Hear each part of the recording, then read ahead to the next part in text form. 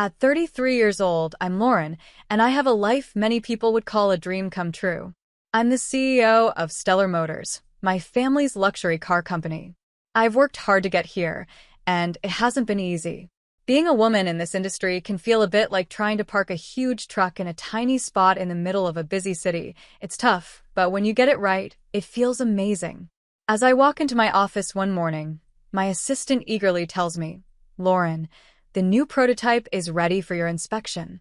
I feel a rush of excitement. This model has the potential to change the electric car industry forever. I walk up to the car, admiring its sleek design, and I can't help but smile. This is exactly why I love what I do. Building something this special, something that could reshape how people drive, fills me with pride and satisfaction. Later that evening, I'm at a fancy charity event, surrounded by some of the city's most important people. As I mingle and chat, I spot someone across the room, Paul, a well-known real estate developer who's famous for his bold business moves. Our eyes meet, and I feel a spark that I haven't felt in years. When he approaches me, he says with a smile, "I hear you're quite the car enthusiast."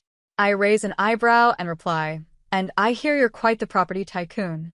Should we compare notes?" We laugh and start talking. Paul is different from my cousin, Brian, who I suddenly notice across the room. Brian, already a bit tipsy, wobbles over to us. He slurs, "Lauren, why don't you ever return my calls?" I feel embarrassed and sigh, "Brian, we've talked about this. You're my cousin and I care about you, but..." He cuts me off, saying, "We'd be perfect together. I love you." I quickly lead Brian away from Paul, apologizing for the scene. With a slight smile, I say, "Family, you can't live with them, and you definitely can't sell them for parts." Over the next few weeks, Paul and I grow closer. He's ambitious, kind, and most importantly, he listens when I talk about my work. It's refreshing to have someone who really understands my passion and supports me. Compared to Brian's constant demands, Paul feels like a breath of fresh air. One evening, during a cozy dinner, Paul surprises me by getting down on one knee. With a sincere look, he says, "Lauren, you're the most amazing woman I've ever met. Will you marry me?" My heart races, and without a second thought, I say, "Yes." Tears of joy fill my eyes as I realize this is the start of a new chapter. We decide to announce our engagement at the next family gathering. Surrounded by my parents' happy smiles and my aunt and uncle's polite congratulations, I catch a glimpse of Brian. He's scowling, clearly unhappy, but I brush it off. Looking at Paul beside me, I feel ready for whatever lies ahead. This is my life, and I'm building a future that I love, with someone who truly cares about me.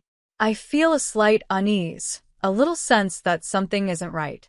Little did I know, this was the calm before the storm. As we gather around to celebrate, my father raises his glass with a big smile and says, "A toast to Lauren and Paul." Everyone cheers, and for a moment, everything feels perfect. But then, I catch Brian's eye from across the room. The look he gives me sends a chill down my spine.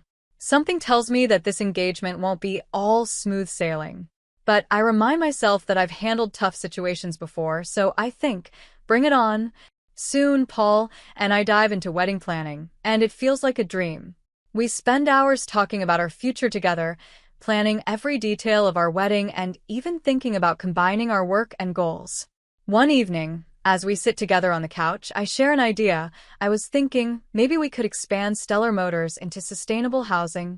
Paul's face lights up, and he says, "That's brilliant, Lauren. We could create entire eco-friendly communities." It's exciting to imagine the future together, and we feel unstoppable. But not everyone is happy about our engagement. Brian's jealousy seems to grow each day. His attempts to get my attention are becoming more desperate, and he doesn't seem to want to let go. One afternoon, as I leave the office, I find him waiting by my car. "Lauren, please," he says, his eyes red and tired. "You can't marry him. We belong together." I sigh, feeling both frustrated and sorry for him. "Brian," I say, trying to be gentle but firm, "we've talked about this. You're my cousin, and I don't feel that way about you. Please, let this go for both our sakes." But Brian doesn't give up. He starts showing up at my office unannounced, sending me endless messages, and even tries to crash one of my dinner dates with Paul. Things reach a boiling point during our usual Friday family dinner. My uncle, Timothy, glares at me from across the table. "So, Lauren," he says coldly, "I hear you've been rather cruel to my Brian.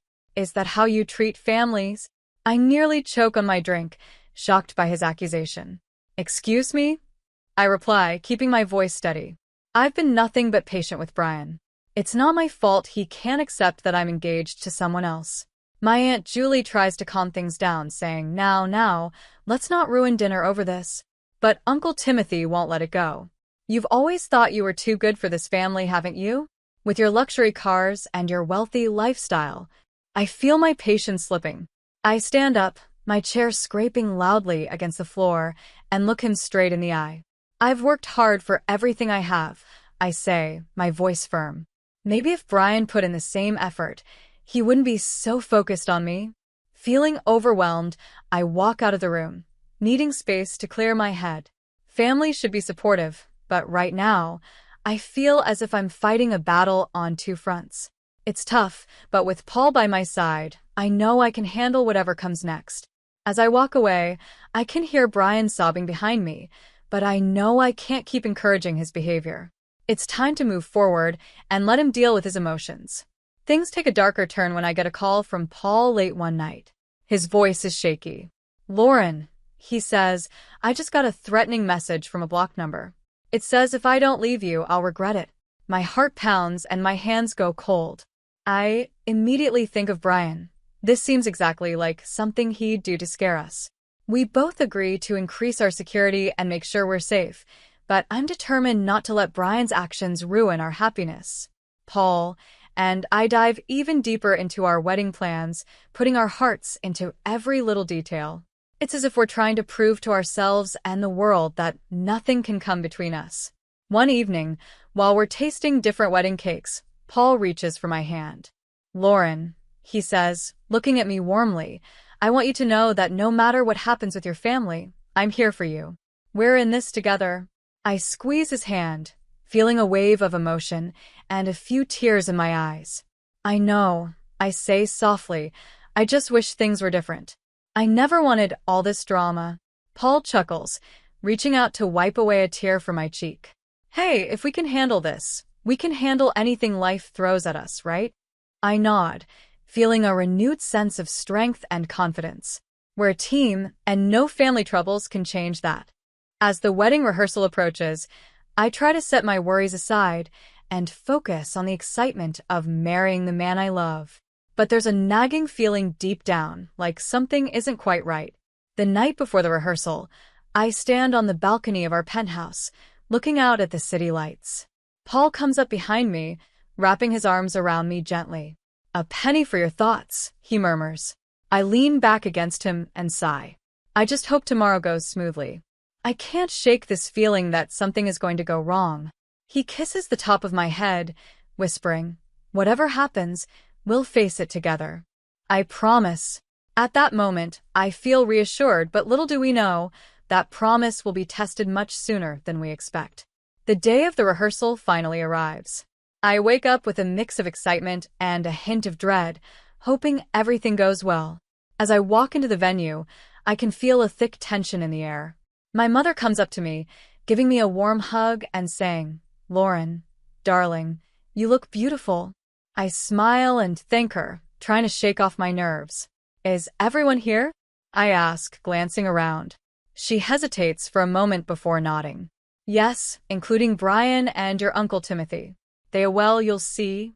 Taking a deep breath, I make my way through the crowd, preparing myself to face whatever challenges the day brings.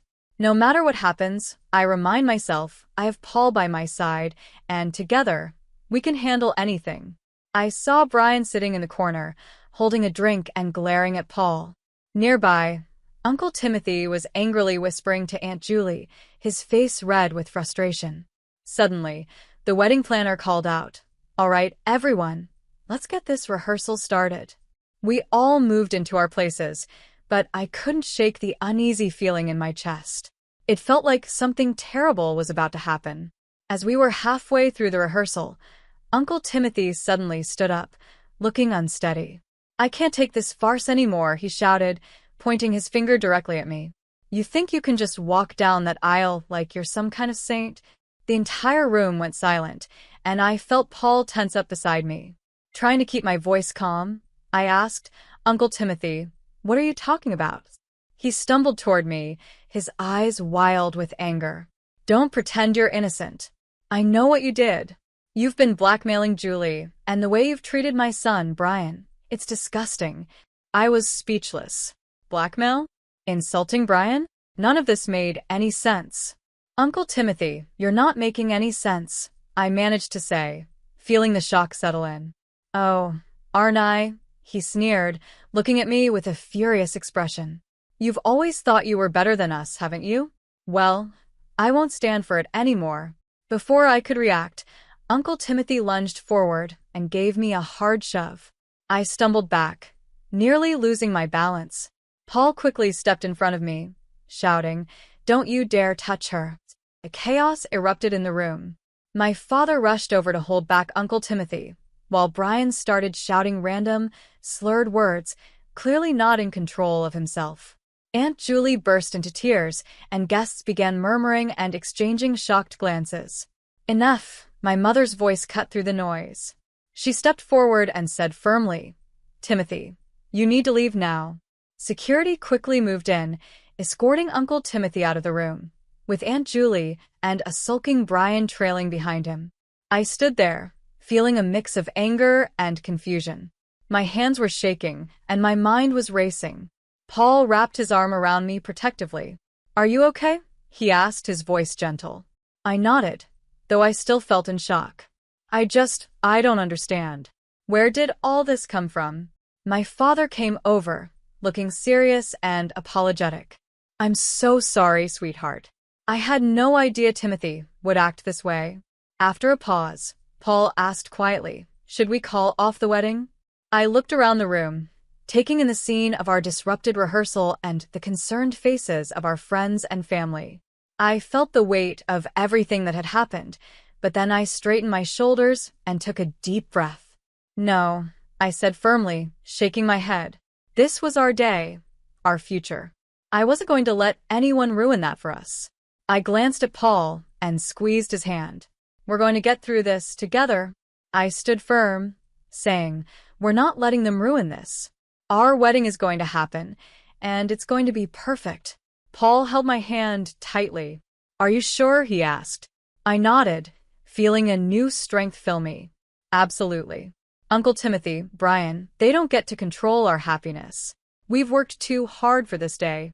As we calmed the guests and tried to finish the rehearsal, I couldn't help but wonder why Uncle Timothy had acted the way he did.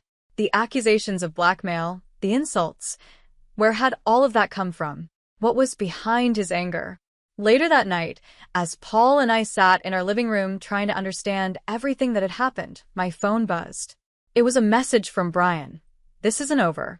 You'll regret choosing him over me." I showed it to Paul, my hands shaking a little. "Should we be worried?" he asked, his brow furrowed with concern. I took a deep breath, deleted the message, and set my phone aside. "No, we're not going to let them get to us. Whatever game they're trying to play, we're not joining in." But as I lay in bed that night, unable to sleep, I couldn't shake the feeling that this was just the beginning. Uncle Timothy's outburst, Brian's threat, it felt like something bigger was coming. Still, I told myself I'm Lauren, CEO of Stellar Motors and soon-to-be wife of Paul. I've dealt with tough situations before. I can handle a little family drama, or at least I thought I could. The day I dreamed of finally arrived. The venue looked like a scene from a fairy tale, flowers everywhere, candles glowing, and our friends and family gathered to celebrate. As I walked down the aisle toward Paul, I felt like the luckiest woman in the world. When I reached him, he whispered, "You look stunning," and I couldn't help but smile, feeling all my worries melt away. The ceremony started, and for a beautiful, peaceful moment, everything was perfect. But just as we were about to say our vows, the door swung open with a loud bang. "Stop the wedding," Brian shouted as he stumbled into the room, clearly drunk. My heart sank. I'd hoped Brian wouldn't go this far. "Brian, please don't do this," I pleaded, trying to keep calm. But he didn't listen. He staggered forward, slurring his words, saying things about how we belonged together and how he wouldn't let me marry Paul. Guests looked around in shock, some whispering, others looking concerned. Paul stood beside me, trying to stay calm, but I could feel his frustration. My parents rushed to escort Brian out, but he fought back, causing more of a scene. As they finally managed to lead Brian out of the hall, I took a deep breath, steadying myself. I looked up at Paul, who gave me a reassuring nod. The chaos had rattled me, but I wasn't going to let it ruin our day. The priest asked if we wanted to continue, and with a smile, I said, "Yes, please." The ceremony went on, and soon, we exchanged our vows and rings. Despite all the drama, I knew this was what I wanted more than anything. As we shared our first kiss as husband and wife, I felt a wave of relief and happiness wash over me. Brian's actions had shaken me, but they hadn't broken me. I was now married to the man I loved, and no amount of family drama could take that away. "I love you," Brian slurred, stumbling as he held out his hand. "You can't marry him. Choose me." But Brian wasn't done. To everyone's horror, he reached into his jacket and pulled out a gun. Screams erupted as guests rushed for cover, panicking at the sight. Paul quickly pushed me behind him, shielding me. "Brian, put the gun down," Paul said, trying to stay calm, but Brian was beyond reason. "If I can't have her, no one can," he muttered, his face twisted with anger. Then suddenly the gun went off. Paul cried out, clutching his arm as blood soaked through his shirt. Everything felt like it was moving in slow motion. Security leapt forward, tackling Brian to the ground as more people screamed, and chaos took over the room. Paramedics rushed to Paul's side, and I stood there, frozen, watching as they bandaged his arm and tried to calm him down. As Brian was let out in handcuffs, my mind was spinning. My beautiful wedding day had turned into a nightmare. Uncle Timothy and Aunt Julie approached, their faces pale, looking shaken. "Lauren, please," Aunt Julie begged, her voice trembling. "Don't press charges. Brian needs help, not prison." I looked at her in disbelief, anger boiling inside me. "He shot my husband on our wedding day," I said firmly. "This ends now." Later, at the hospital, I sat by Paul's side as he rested. He took my hand, squeezing it gently. "I'm okay," he whispered, trying to reassure me. "What matters is that we're together." I nodded, feeling a new strength and resolve grow inside me. "Yes, we're together, and we'll get through this, every part of it." We sat there quietly, the pieces of our perfect day scattered around us. But even in the midst of the pain and shock, I knew one thing for sure. Our love was stronger than any bullet. No matter what, we would face whatever came next together. And so, Lauren and Paul's journey leaves us with a question. If you were in Lauren's position, would you press charges against Brian, or would you show mercy for the sake of family peace? What's more important, seeking justice for a dangerous act or trying to keep family relationships intact? Let's talk about it. Share your thoughts in the comments below. Your perspective could open up an important discussion on family loyalty, personal boundaries, and the consequences of our actions.